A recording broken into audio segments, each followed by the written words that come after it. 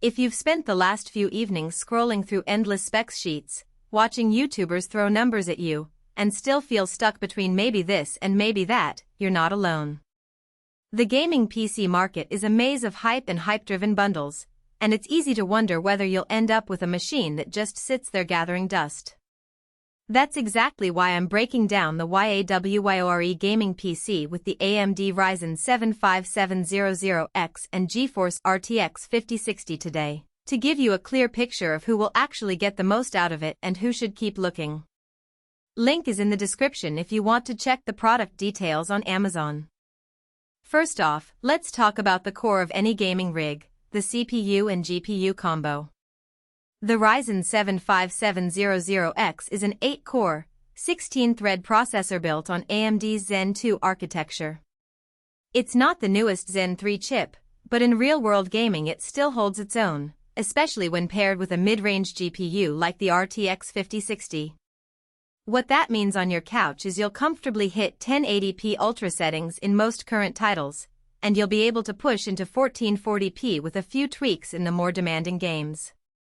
I ran a few sessions of Apex Legends and Assassin's Creed Valhalla on a similar setup, and the frame rates stayed smooth enough that I never felt the need to lower the texture quality just to keep the action fluid. Now, the RTX 5060 sits in an interesting sweet spot. It's a step above the older RTX 3050 line but doesn't try to compete with the RTX 3070 tier. In practice, you get DLSS support, ray tracing on at a modest level, and decent performance in esports titles that love high frame rates. If your daily routine includes streaming your gameplay or doing a little video editing on the side, the 6GB of GDDR6 memory will handle the workload without choking, though you'll notice the occasional slowdown when you push a 4K render. That's a realistic trade-off. You get modern features without the power draw and heat of a top-tier card. What about the rest of the machine? The YAWYORE comes with a solid-state drive for the OS and games, which cuts load times down to a few seconds. That's a tangible benefit when you're trying to jump into a match or load a big open-world map. The power supply is a 550W unit that's sufficient for this configuration, but it's not over-engineered, so you won't have headroom if you plan to upgrade to a beefier GPU later.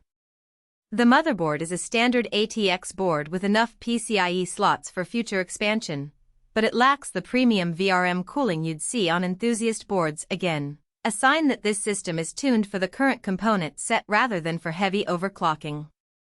Let's get into the practical side of owning this PC. If you're a casual gamer who plays a mix of competitive shooters, some RPGs, and maybe dabbles in streaming, the YAWYORE hits the sweet spot.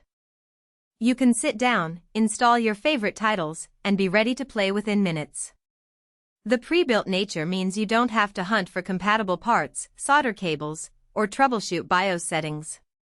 For people who have a decent desk and a 1080p monitor already, this machine will feel like an upgrade that actually translates into smoother gameplay, not just a louder fan. On the other hand, if you're an enthusiast looking to max out every setting at 1440p or 4K, or you plan to push frame rates above 144 frames per second consistently, you'll start to feel the limits. The RTX 5060, while competent, will struggle with ultra-high settings in the newest releases, especially when ray tracing is turned on. The 5700X, though strong, is also outpaced by newer Zen 3 chips in sepia-bound titles. If you're someone who enjoys tinkering, swapping out parts, and squeezing every last drop of performance, you might find the stock power supply and modest cooling a bit restrictive. Upgrading would involve opening the case, possibly replacing the PSU, and making sure the new components fit within the thermal envelope the chassis provides. One hidden trade-off that's easy to overlook is noise. The YAWYORE uses a single 120mm rear fan and a modest CPU cooler. Under heavy load, you'll hear a gentle whir that's audible from across the room, but it's not the kind of roar that forces you to wear earplugs. If you're sensitive to background noise while streaming or trying to focus on a narrative-driven game, you might want to add a second case fan or consider a quieter aftermarket CPU cooler. It's a small investment that can make the overall experience more pleasant. Another practical consideration is the connectivity suite.